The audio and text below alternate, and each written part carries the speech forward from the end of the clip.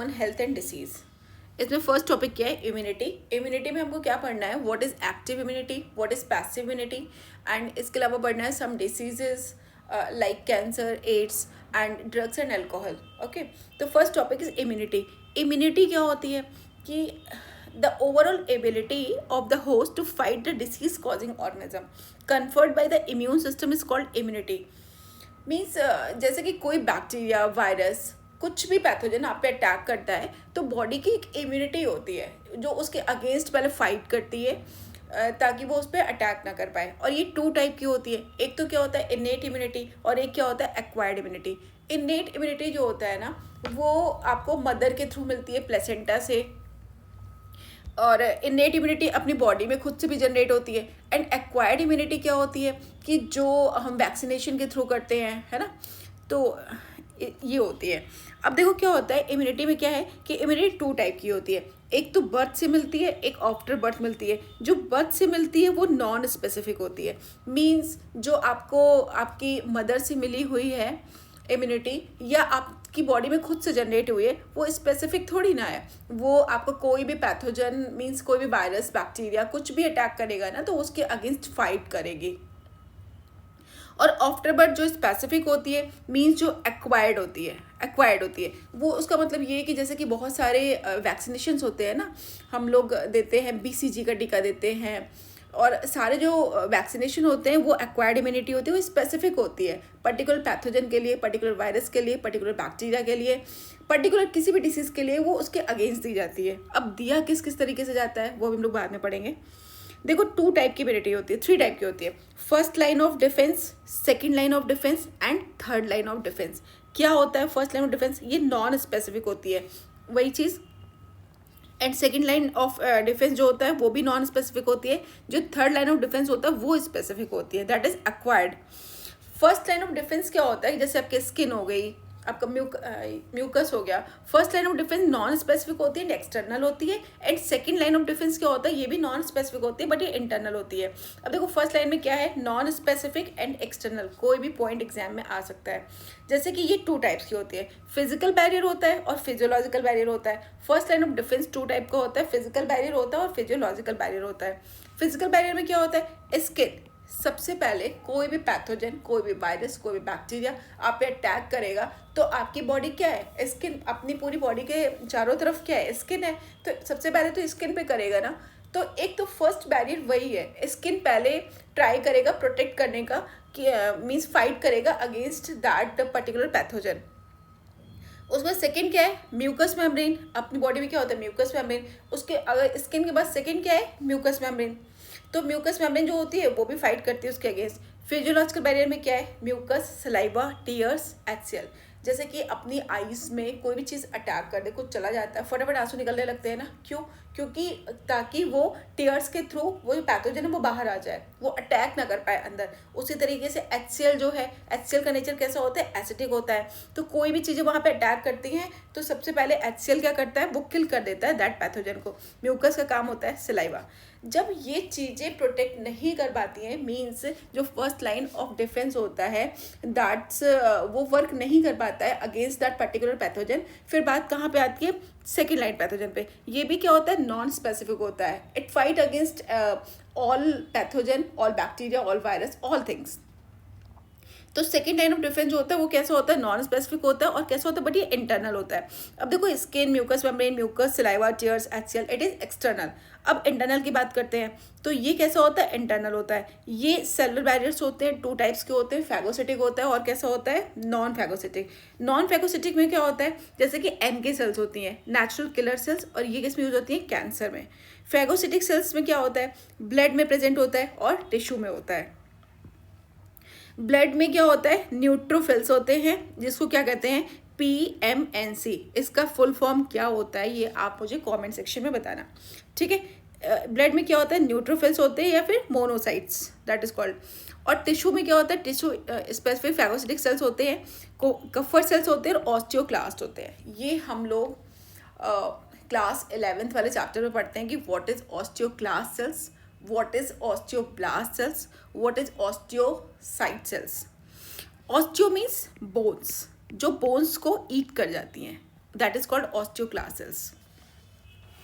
अभी फिलहाल आपको ऐसे याद करना है, उस चैप्टर में मैं बताऊंगी आपको कि क्या होता है ऑस्टियोक्लास्ट सेल या ऑस्टियोब्लास्ट सेल्स, ऑस्टियोसाइट सेल्स। अब ब्लड में क्या क्या प्रेजेंट होता है, न्यूट्रोफिल्स प्रेजेंट होती हैं और मोनोसाइट्स प्रेजेंट होती हैं, ठीक है। और टिश्यू में क्या होता है, टिश्यू स्पेसिफिक फैगोसिटिक्स होते हैं। तो अगर कोई चीज़ ब्लड में अटैक करेगी तो न्यूट्रोफिल सेल जो है उसको किल कर जाएंगी, और अगर कोई चीज़ टिश्यू में अटैक करेगी तो जो कफर सेल्स होती है या और बोन्स में अटैक करेगी तो ऑस्टियोक्लास्ट सेल्स उसको ईट कर जाएंगे। इन्फ्लामेटरी बैरियर होते हैं, फीवर होते हैं और साइटोकाइन बैरियर। देखो फर्स्ट तो आपका हो गया first line of defence and second line of defence हो गया। अब उसके बाद नेक्स्ट क्या है, इन्फ्लामेटरी बैरियर कैसे वर्क करते हैं, वहाँ पे क्या हो जाती है, स्वेलिंग। अब देखो क्या है, ये मान लीजिए आपका स्किन है, यहाँ पे कोई चीज़ आई, अटैक किया, अंदर आया, बैक्टीरिया है मान लो, ठीक है। अब अंदर आया, बैक्टीरिया अटैक किया, तो वो टिश्यू क्या हो जाएगा, इंजर्ड हो जाएगा। टिश्यू वहाँ पे इंजर्ड हो जाएगा तो हम लोग पहले ही पढ़ चुके हैं कि वहाँ पे जो लोकल टिश्यूज होते हैं ना, वहाँ पे क्या रिलीज होता है, प्रोस्टाग्लैंडिन, ठीक है। वो स्टिमुलेट क्या करेगा, पेन रिसेप्टर को, पेन रिसेप्टर को मास्ट सेल जो होंगी वो रिलीज करेंगे।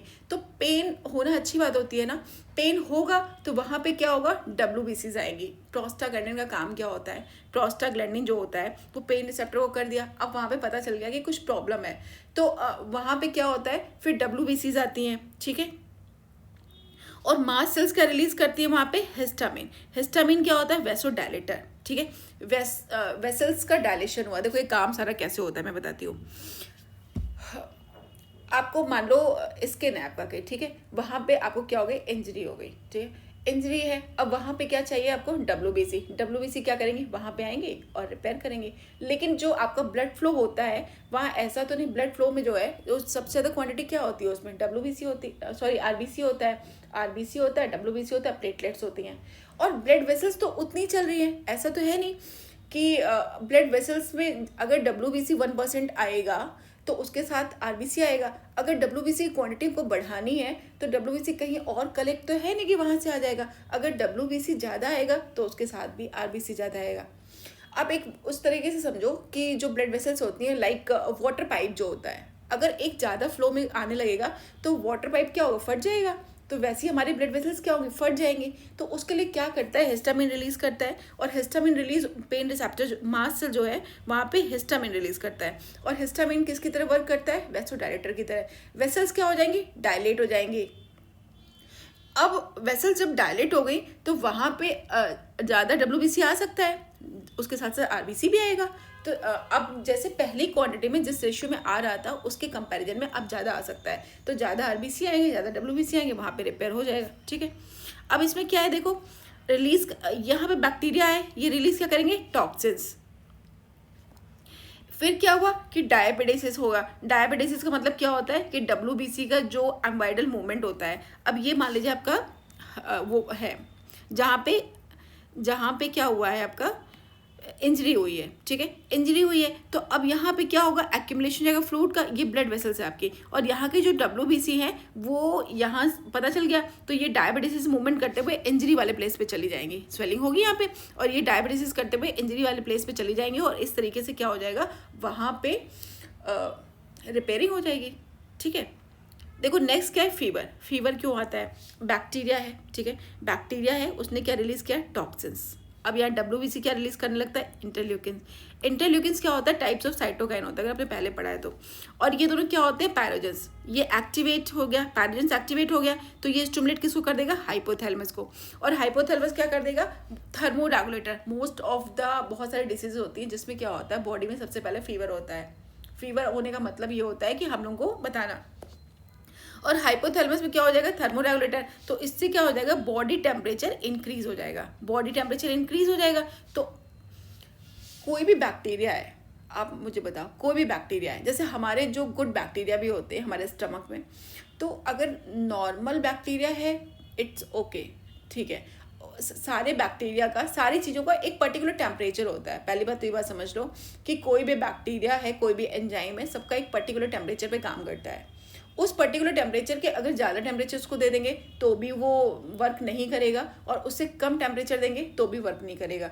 बट कम टेम्परेचर पे क्या होता है, वर्क नहीं करता, but that particular bacteria, that particular enzyme destroy नहीं होते हैं। जब उनको उनके अकॉर्डिंग टेम्परेचर मिलेगा फिर वो क्या करेंगे, वर्क करना स्टार्ट कर देंगे। तो वो क्या होते हैं, टेम्परेरी इनएक्टिवेट होते हैं। बट अगर टेम्परेचर बहुत ज़्यादा बढ़ा देंगे, ये मैं आपको एंजाइम वाले टॉपिक में पढ़ाऊंगी बायोमोलिक्यूल्स में, अगर टेम्परेचर बहुत ज़्यादा बढ़ा देंगे तो उस पर्टिकुलर प्लेस पे क्या होने लगता है कि टेम्परेचर आपने बढ़ा दिया तो वहाँ पे वो बैक्टीरिया, वो एंजाइम क्या होता है, परमानेंट डिस्ट्रॉय हो जाता है, फिर वो दोबारा अपनी शेप में नहीं आ सकता है। ओके, तो अब टेम्परेचर इंक्रीज कब बढ़ रहा है तो वो बैक्टीरिया तो डिस्ट्रॉय हो रहा है, वो बैक्टीरिया हो रहा है डिक्रीज माइक्रोबियल ग्रोथ, लेकिन जो आपके एक्स्ट्रा बैक्टीरिया, जो गुड बैक्टीरिया है, जो गुड एंजाइम्स है, वो भी तो डिस्ट्रॉय हो रहे हैं। तो इसीलिए क्या करते हैं, एंटीपायरेटिक ड्रग्स पैरासीटामोल कर देते हैं, जिससे अपना बॉडी टेम्परेचर क्या हो जाए, डिक्रीज हो जाए, और जो हमारे गुड बैक्टीरियाज हैं वो भी डिस्ट्रॉय ना हो जाए। अदरवाइज कैसे डाइजेशन होगा, बॉडी की अदर एक्टिविटीज़ कैसे होंगी। ठीक है, पहले के ज़माने में क्या होता था ना कि जैसे आपको फीवर आ रहा है तो फीवर किसकी वजह से आ रहा है, कोई बैक्टीरिया अटैक किया तभी आपको फीवर आ रहा है, malaria, this that.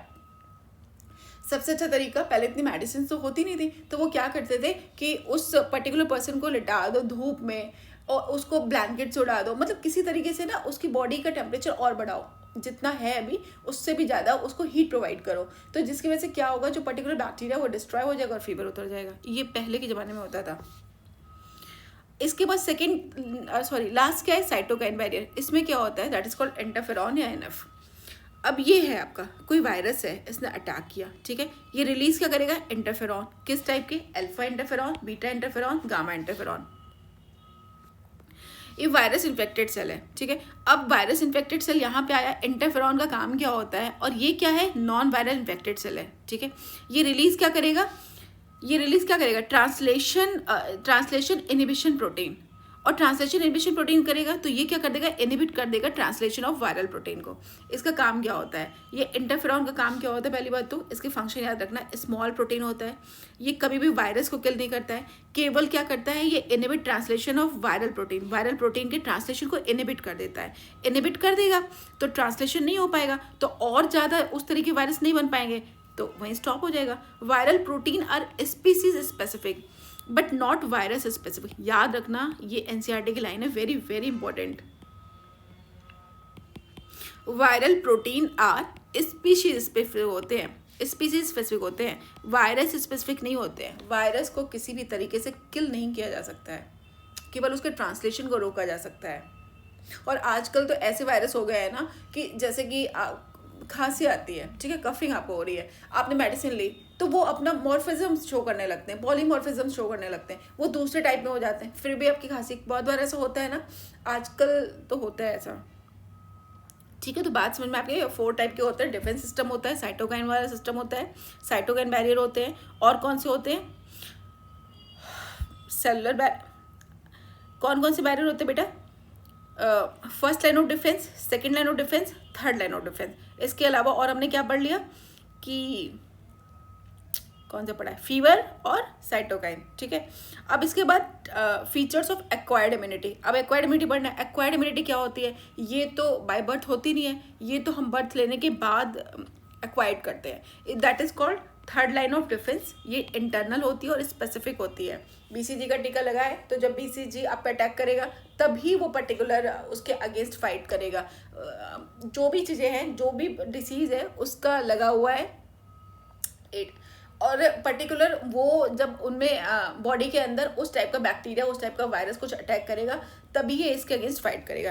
Acquired immunity on the other hand is pathogen specific होता है। It is characterised by memory, है ना, हम लोगों ने उनकी बॉडी में डाल दिया, वो इनएक्टिव फेज में पड़ा हुआ है। जब वो पर्टिकुलर पैथोजन, वो पर्टिकुलर वायरस, वो पर्टिकुलर बैक्टीरिया अटैक करेगा बॉडी में, तभी वो उसकी मेमोरी जनरेट है। मेमोरी के पड़ा तो वही है, तो उसको पता चल गया हाँ यही था, वो आया तो उसने इसके अगेंस्ट फाइट स्टार्ट किया। Okay, features of acquired immunity क्या होते हैं, ये 4 टाइप के होते हैं। एक तो स्पेसिफिक होते हैं, डाइवर्सिटी होती है, मेमोरी होता है और डिस्क्रिमिनेशन करता है, सेल्फ में और फॉरेन और नॉन सेल्फ में।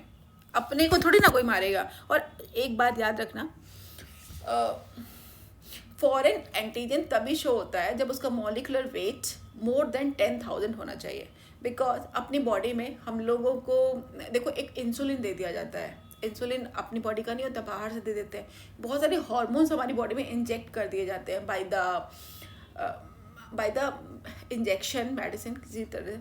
तो अपनी बॉडी में बहुत सारे हार्मोन्स मिल जाते हैं, बहुत सारे हम लोगों को इंसुलिन दे दिए जाते हैं और हमारी बॉडी कोई रिएक्ट नहीं करती बिकॉज उनका जो मॉलिकुलर वेट होता है ना वो लेस देन 10,000 होता है, ठीक है। रिस्पॉन्स क्या दिखाते हैं, प्राइमरी इम्यून रिस्पॉन्स और सेकेंडरी इम्यून रिस्पॉन्स, ठीक है। टाइप्स ऑफ इम्यून रिस्पॉन्स क्या होता है, जैसे एंटीजन या फॉरेन है, ठीक है।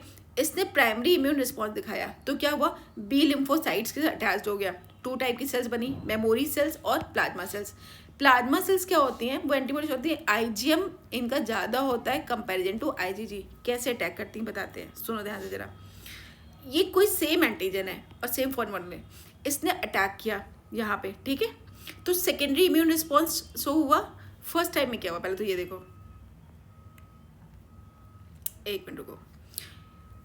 कोई भी एंटीजन अटैक किया, बी लिम्फोसाइट सेल्स मतलब एंटीबॉडी सेल्स जो होती हैं वो स्टिमुलेट हुई। यहाँ से 2 तरीके की सेल जनरेट हुई, मेमोरी सेल्स और प्लाज्मा सेल्स। प्लाज्मा सेल जो एंटीबॉडी है, यहाँ पे क्या हुआ, आईजीएम जो होता है वो ज़्यादा एक्टिवेट होता है। फर्स्ट टाइम जब कोई अटैक होता है ना, तो वहाँ पे आईजीएम जो होता है वो मोर देन आईजीजी ज़्यादा होता है, ठीक है। आईजी ज़्यादा होता है। फिर सेकेंड टाइम जो अटैक होता है ये है। अब सेम एंटीजन है, फॉरेन है, सेकेंडरी इम्यून रिस्पॉन्स दिया, सेकेंड इनकाउंटर किया इसने, तो अब इस बार प्लाज्मा सेल्स वर्क नहीं करेंगे, मेमोरी सेल्स ये एक्टिवेट होंगे। और मेमोरी सेल्स जब एक्टिवेट होती हैं तो हमारी बॉडी में आईजीएम ज़्यादा नहीं बढ़ता, आईजीजी ज़्यादा बढ़ता है। देखो आईजीजी, ये याद रखना, ये आपसे बिल्कुल पूछा जा सकता है कि फर्स्ट टाइम पे क्या एक्टिवेट होता है, प्लाज्मा सेल्स। उस टाइम पे हमारी बॉडी में आईजीएम जो है वो उनका कंसंट्रेशन ज़्यादा होता है। और जब मेमोरी सेल्स एक्टिवेट होती हैं तो आईजीजी ज़्यादा होता है, और बहुत ज़्यादा होता है, ये थोड़ा बहुत ज़्यादा नहीं होता है।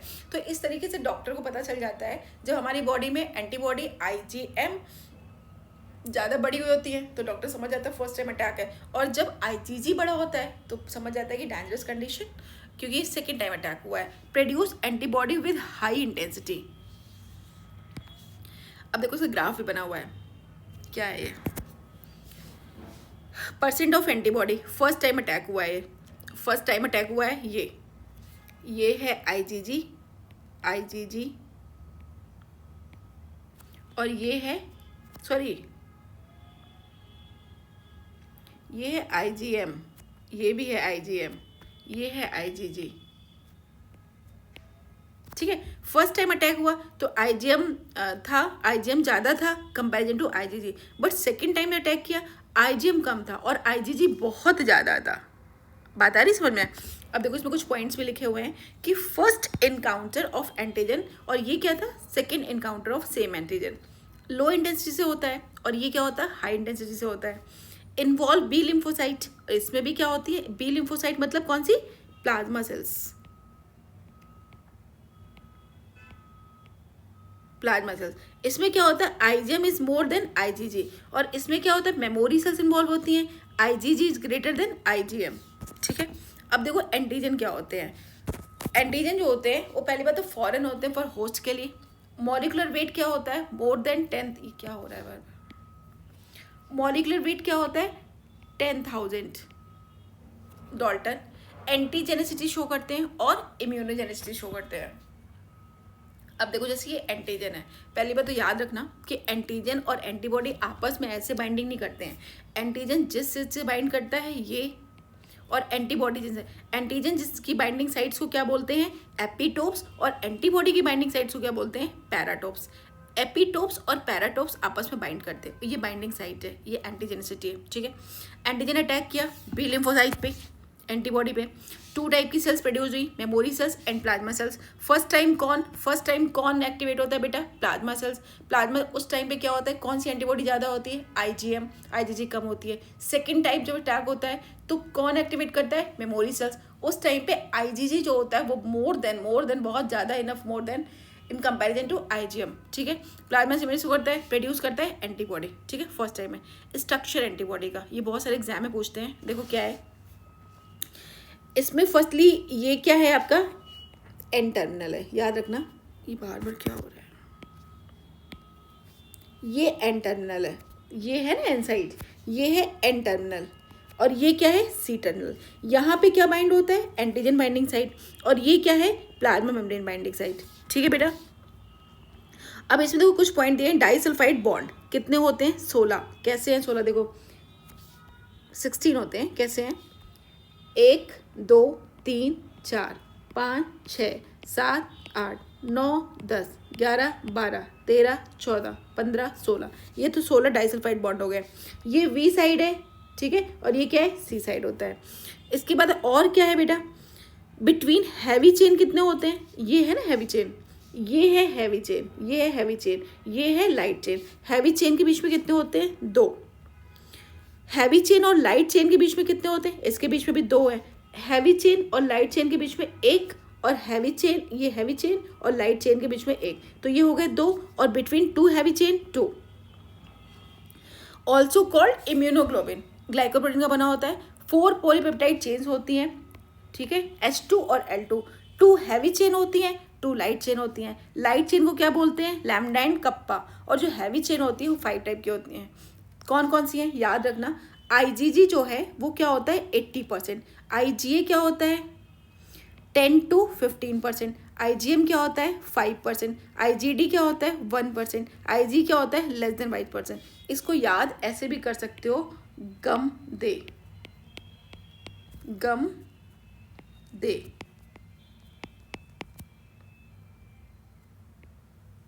ये गम दे, ठीक है, याद रखना इसको, गम दे।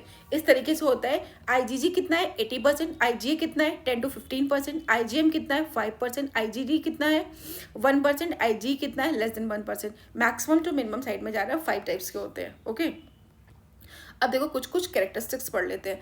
IG कितना था, 80%। ये होता कैसा है, मोनोवैलेंट, ठीक है, मोनोवैलेंट होता है, तो इसके पैराटॉप्स कितने हो जाएंगे, 2। याद रखना, अगर मोनोवैलेंट है तो पैराटॉप्स कितने हो गए, 2। एक ये पैराटॉप है, एक ये पैराटॉप है, ये थोड़ा लाइट कलर हो गया। ये क्या होता है, स्मॉलेस्ट होता है, मैक्सिमम क्रॉस कर सकता है प्लेसेंटा। वेरी इंपॉर्टेंट पॉइंट, कि ये पूछ लेंगे कि कौन सी एंटीबॉडी है जो प्लेसेंटा क्रॉस कर सकती है और कौन सी है जो नहीं कर सकती है। ये मैं आपको क्लास 11 में एक चैप्टर है, वहाँ पे एर्थ्योब्लास्टोसिस हम लोग पढ़ते हैं, वहाँ पे इसका काम आता है कि क्रॉस, कौन सी क्रॉस प्लेसेंटा कर रही है, क्यों कर रही है, वहाँ पे बताएंगे। Responsible for secondary immune response के लिए, ठीक है, और प्रेजेंट कहाँ पे होती है, ब्लड प्लाज्मा में। ये कुछ याद करने वाली पॉइंट है, आप याद कर लो। इसके बाद IgA क्या होता है, 10 to 15%। इसमें क्या होता है, ये बाईवैलेंट है, बाईवैलेंट है, तो पैराटैप्स कितने हो गए, 4, 1 1 2 3 4, ठीक है, ये बाईवैलेंट स्ट्रक्चर होता है। Present in body fluid secretion, और कहाँ कहाँ पे IG प्रेजेंट होता है, सलाइवा में, म्यूकस में, टीयर्स में, एंड कोलेस्ट्रम में। ओके, कोलेस्ट्रम जो होता है वो मदर का फर्स्ट मिल्क होता है, यहाँ पे IgA प्रेजेंट होता है, सलाइवा। अभी तो ऐसा नहीं होता है, लेकिन पहले क्या होता था ना, कि बच्चों को बहुत आदत होती थी पहले, कि जैसे कहीं आपका कट लग गया हाथ में या कहीं भी, तो उसको तुरंत मुंह में डाल लेते थे। क्यों, क्योंकि सलाइवा में क्या होता है, जो एंटीबॉडी IgA होता है वो थोड़ी सी हेल्प कर देता है उसको रिकवर करने में। म्यूकस जो होता है वो बहुत अच्छे, म्यूकस में बहुत अच्छी क्वांटिटी में IgA प्रेजेंट होता है, टीयर्स में प्रेजेंट होता है। इसके बाद देखो IgM क्या होता है, 5% प्रेजेंट होता है। पेंटावैलेंट, पेंटावैलेंट है तो इसमें पैराटॉप्स कितने हो जाएंगे बेटा, पेंटावैलेंट हो तो पैराटॉप्स 10, ये लार्जेस्ट होता है। लार्जेस्ट है तो ये प्लेसेंटा को क्रॉस कर पाएगा, no. Primary immune response show करता है, और सेकेंडरी इम्यून रिस्पॉन्स कौन शो करता है, IgG, पढ़ा है ना अभी। तो प्राइमरी इम्यून रिस्पॉन्स में IgM की quantity in comparison of IgG की क्वांटिटी बहुत ज़्यादा होती है, बट इस सेकेंडरी इम्यून रिस्पॉन्स IgG की क्वांटिटी IgM की क्वांटिटी में के कंपैरिजन में बहुत ज़्यादा होती है। Present on surface of B lymphocyte, IgM भी प्रेजेंट होता है बी लिम्फोसाइट में, और IgD भी प्रेजेंट होता है बी लिम्फोसाइट में, मतलब एंटीबॉडी। बी लिम्फोसाइट का मतलब क्या है, एंटीबॉडी। अगर ऑप्शन में सिर्फ IgD दिया हुआ है और IgM अलग अलग दिया हुआ है, तो हमेशा आप क्या करोगे, IgD को टिक करोगे। हमेशा याद रखना कि मेन जो प्रेजेंट होता है वो IgD ही प्रेजेंट होता है, बट IgM भी होता है। अगर दोनों ऑप्शन में then okay, IgD and IgM both, but अगर IgD अलग अलग दिया हुआ है तो IgD को ही टिक करना है। ये कैसा होता है, मोनोवैलेंट, मोनोवैलेंट है तो देन पैराटॉप्स कितने प्रेजेंट होंगे, पैराटॉप्स कितने होंगे, 2। प्रेजेंट कहाँ होता है, ये outer surface of B lymphocyte. Okay, अब इसके बाद क्या है, IG लेस देन 1%, ये कैसा होता है, मोनोवैलेंट। मोनोवैलेंट है तो पैराटॉप्स कैसे प्रेजेंट होंगे, 2। प्रेजेंट ऑन मास्ट सेल्स और बेसोफिल, और ये किस में काम आता है, एलर्जी में।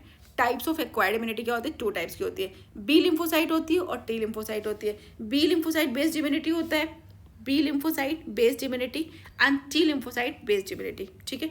बी लिम्फोसाइट जो होती है वो किस में यूज होती है, ह्यूमरल इम्यूनिटी, और टी लिम्फोसाइट जो होती है वो क्या होती है, सेल मीडिएटेड इम्यूनिटी, ओके।